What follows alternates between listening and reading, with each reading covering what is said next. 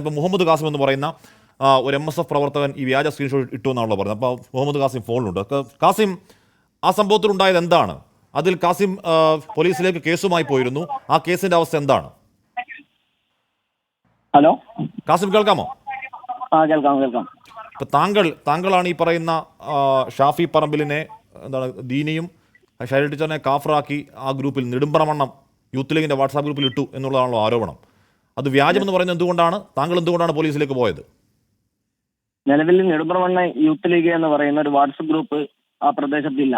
ഒന്നിരിക്കെ നിലവിൽ ഞാൻ പ്രതിദാനം ചെയ്യുന്ന രാഷ്ട്രീയ പ്രസ്ഥാനത്തിന്റെ unit committee Thiruvallur town unit committee എന്ന് പറയുന്ന മുസ്ലിം യൂത്ത് ലീഗിന്റെ കമ്മിറ്റി ഏരിയയാണ്.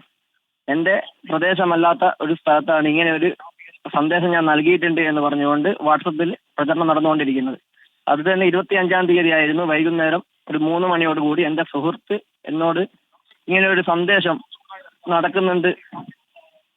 ശരി, അപ്പോ കാസിം പോലീസ് സ്റ്റേഷനിലേക്ക് പോകുന്നുണ്ട് പരാതിയുമായി. എന്താണ് അതിന്റെ അപ്ഡേറ്റ്?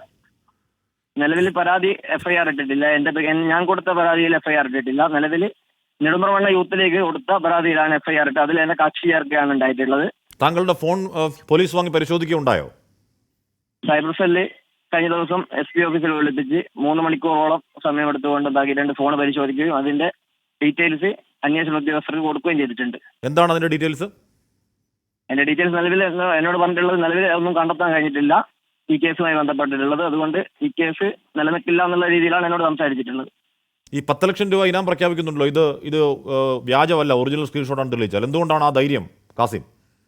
പൂർണ്ണമായിട്ടും നമ്മളെ വിശ്വാസമുണ്ട്. കൃത്യമായിട്ട് നമ്മുടെ വാട്സപ്പിലോ അല്ലെങ്കിൽ FBയിലോ അല്ലെങ്കിൽ മറ്റ് സോഷ്യൽ മീഡിയ പ്ലാറ്റ്ഫോമിലോ നമ്മളിങ്ങനെ ഒരു സാധനം പ്രചരിപ്പിച്ചിട്ടില്ല. തികച്ചും വർഗീയപരമായി ചിത്രീകരിക്കുന്ന CPMന്റെ കാലങ്ങളായിട്ടുള്ള കുറ്റ്യാടിയിലായാലും വടകരയിലായാലും CPM കാലങ്ങളായി ചെയ്തുകൊണ്ടിരിക്കുന്നവർ ഇതിൽ ഞാൻ ഇരയായി എന്നുള്ളതാണ് ഇതിൽ ഉണ്ടായിട്ടുള്ളത്.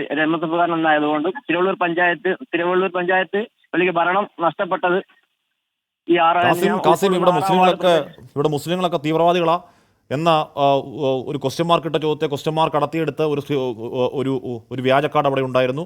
പ്രവാചകന്റെ കാലത്ത് പ്രവാചകന്റെ ചര്യകളെ പറ്റി പറഞ്ഞ ചില ഭാഗങ്ങൾ അടർത്തിയെടുത്ത മറ്റൊരു വീഡിയോ അവിടെ ഉണ്ടായിരുന്നു. അതുകൊണ്ട് നിങ്ങൾ പുണ്യവാളന്മാരാണെന്ന് പറയല്ലേ കാസിമേ? ഞാൻ പറഞ്ഞില്ല, നമ്മളെ സംബന്ധിച്ചിടത്തോളം വടകര മേഖലയിലും കുറ്റ്യാടി മേഖലയിലായാലും എക്കാലത്തും വർഗീയ പ്രചരണങ്ങൾക്ക് ഊന്നൽ നൽകുന്നത് CPM ആണ്.